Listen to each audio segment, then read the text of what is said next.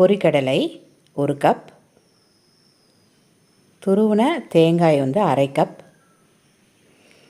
இஞ்சி பூண்டு சிறு சிறு துண்டுகளாக வெட்டியது கொஞ்சம்,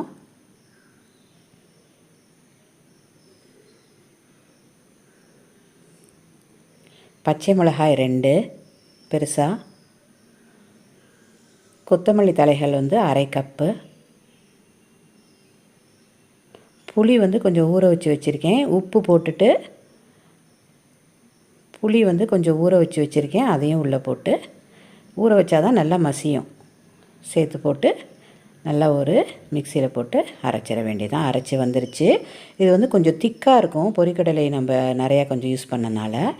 ஸோ நம்ம வாட்டர் கொஞ்சம் ஆட் பண்ணி கடைசியில் தாளித்து விடணும். செம டேஸ்ட்டாக இருக்கும். நீங்களும் இது போல் செய்யுங்க. அடுத்து தாளிப்புக்கு என்னென்ன பொருட்கள்லாம் தேவைன்னு பார்ப்போம். இந்த கன்சிஸ்டன்சி பார்த்துக்கங்க.